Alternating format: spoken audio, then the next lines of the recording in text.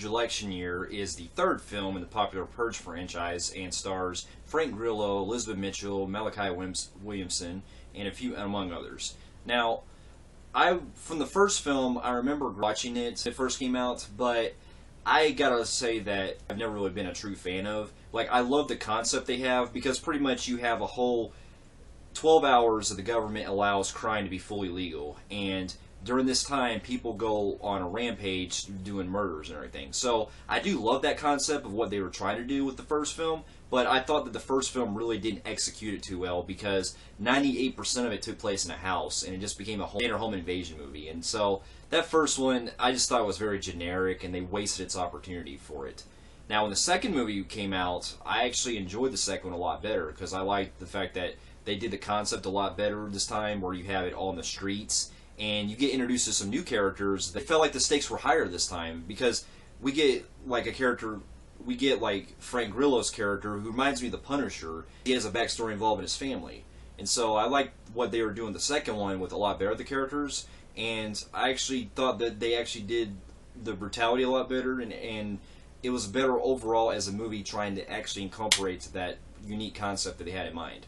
So when the third movie was coming out, I saw the trailer for it, and I was kind of like, all right, let's see what we have here. So I watch it, and pretty much you have Elizabeth Mitchell's character, who is a senator running for president, where she wants to completely end the Purge for good. And this raises a lot of controversy, because people who like the Purge and want to do it every year, they decide to go after her. And Frank Grillo returns this time from the second movie, and he's protecting her, along with these other characters that are also in the film. So, I gotta say, lo and behold, I actually liked the Purge election year. I liked it about the same that I did with the second movie. I do love Frank Grillo. I thought that he really nailed it at the park. He's always a badass, as he usually is, especially in the second one. And he had a lot of really intimidating parts where he's trying to, where he's getting everyone to safety and everything. I thought he was really fascinating. And I also liked Elizabeth Mitchell. I thought she was scared. She did her part really well with what she had to capture with being on the run with the other survivors. And I also enjoyed, I think my favorite standout is Malachi Williamson. I thought that he, in a way, kind of steals the show, because he does crack me up a lot in this movie, and I thought that he really brought a lot of the comedy more into this one, that I thought really worked well with some of the situations. And he was also pretty fun, and he was also pretty cool as a badass.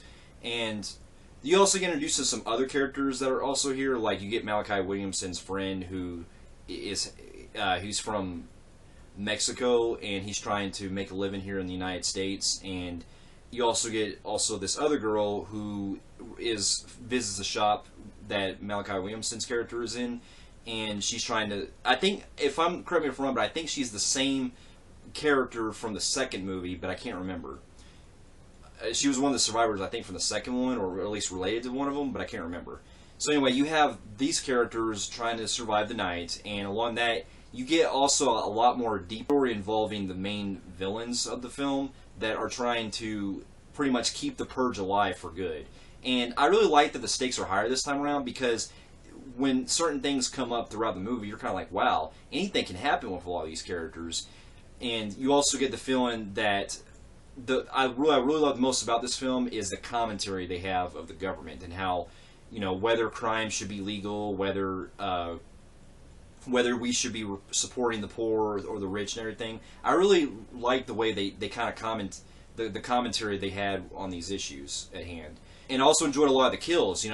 Much like the second film, they upped the brutality this time. I think it's about the same as the second one. I can't be sure, but there are a lot of parts in the film where I'm just kind of like, damn, that's brutal right there. Not going to spoil anything, but there's one part where you're seeing tons of people getting shot, like, repeatedly, like, boom, boom, boom. You're seeing, like, all of them getting shot to hell, and those are pretty much my pros. Now, I do have a few cons in the film, but they're not really that much. They don't really drag the movie that much down for me, but, like, they have this guy who's supposed to be, like, this neo-Nazi leader, and he has this task force, and I thought that this character could have been a lot better, but they very underused him, and I just didn't really think they pulled it off what they were going with, because a lot of the stuff that this guy is doing, he doesn't really make any good choices at all. He's mainly getting involved with the choices he makes for his men are very incompetent. I think the guy had a cool look, but he was very underused with what he was doing with trying to get the survivors. And another issue, if I had to, was there were a lot of points in the film that it's very convenient how characters kind of meet up in certain areas in the film, and you're kind of like, okay, how did they go from one location there to another location, and they don't even have any like build up to that? You know, I did I did have a big issue with that, because there are parts in the film where characters just somehow collide with each other coincidentally with other areas, and I'm just like, how did they get there so quick? I guess they didn't really do it too much.